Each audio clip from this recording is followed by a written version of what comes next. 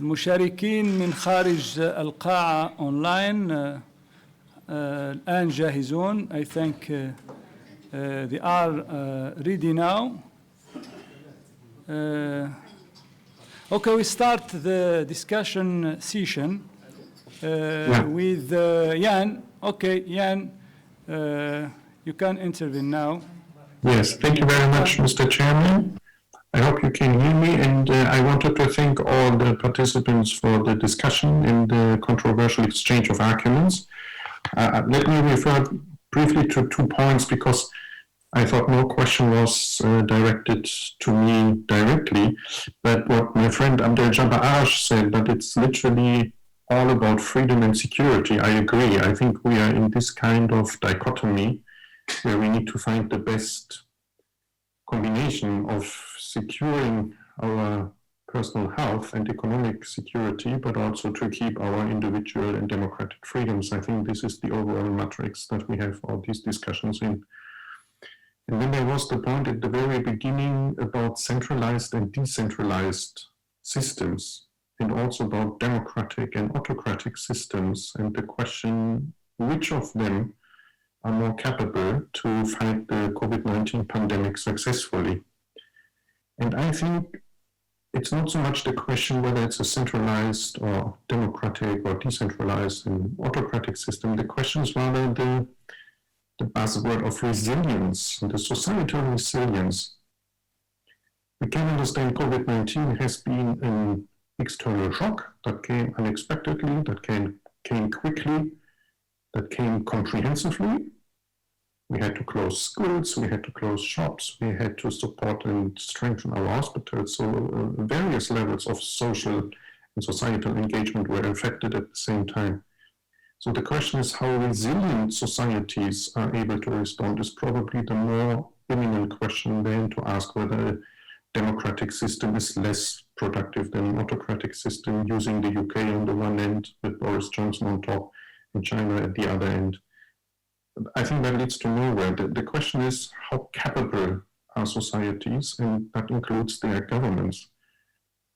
And that means thinking about democracies, autocracies, centralized, decentralized, in my eyes, is too institutional approach. We should think about also personal leadership that plays out. And we might find competent leaders in autocracies, but we also find competent leaders in democracies. And that is then the crucial question. So for instance, can city administrations react in an effective way to the local needs of their business traders, their local hospitals, their local schools?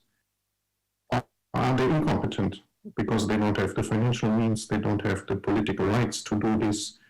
They cannot take any decision on their own because everything needs to be decided in the capital. So these are questions which are important, the level of decentralization, but also if the mayors in cities, if they are able to show sufficient leadership skills. One of the important questions in my eyes is also to what extent scientific advice has been taken into consideration. And I think Julia made this point in her presentation, saying, or Anne, one of them said, yeah, we see this tendency to technocratic decision makers. So it's not democratically legitimized leaders that take decisions, it's the experts who are coming from virology and public health and whatever they come from. But it's the question to what extent political decision makers are able and have the talent to include scientific advice to base their best decisions on. And of course, I come back to this word that Miriam mentioned at the beginning, and which I find is very important. It's the level of trust. Do people trust their government? And that is something we can speak about, the input legitimacy or the output legitimacy, and so on and so forth. So there are various mechanisms that create trust from citizens towards the government. But it's, to conclude, not so easy to say autocracies are better than democracies or the other way around. I think we have to look more into the details in this point. Thanks. Thank you, Jan. Amal, if you are available now, the floor is yours.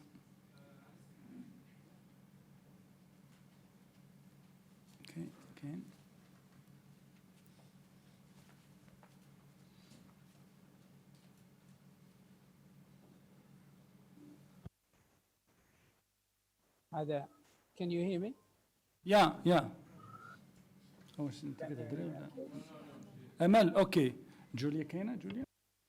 Yes, I can.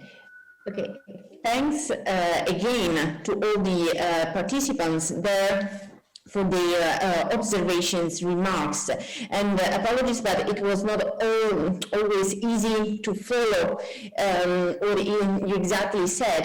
But let me really reflect upon a couple of points. First of all, I would like to join what Ian said before me about these dichotomies, centralizing, decentralizing, democracies, autocracies. As also Miriam Lakhdar said before, I think we should consider more a combination of variables in explaining the successes or the failures about facing the pandemic.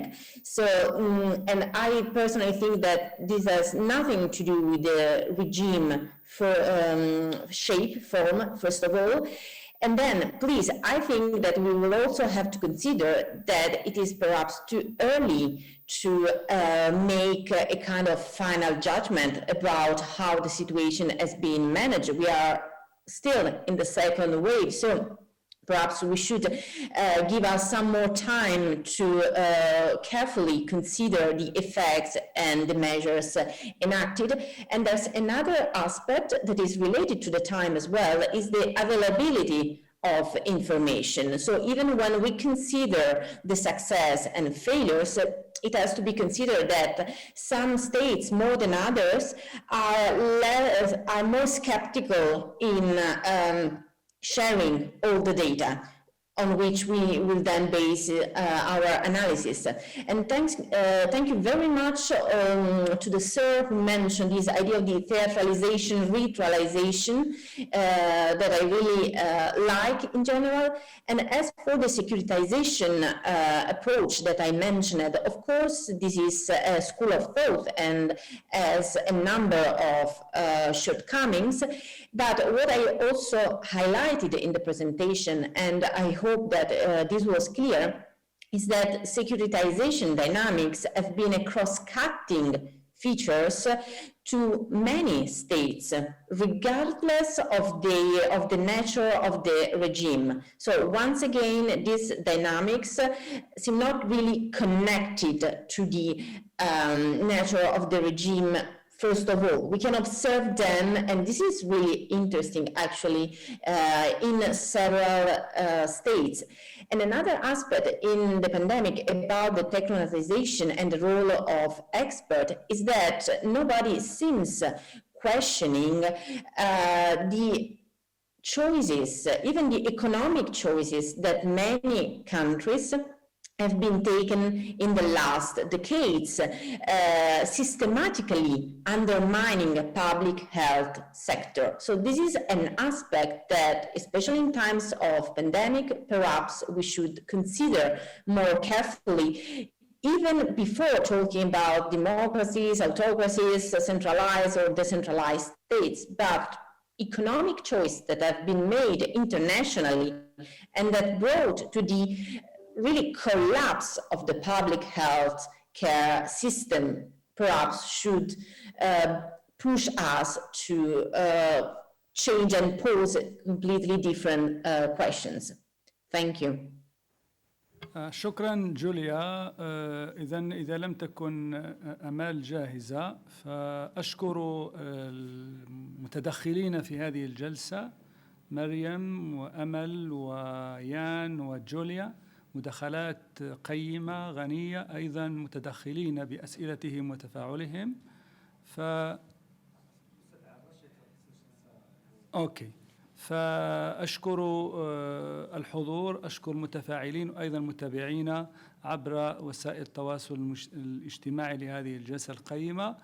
وننتقل مباشرة إلى الجلسة الثانية، فيتفضل الأستاذ عبد الجبار ليديرها، وشكرا.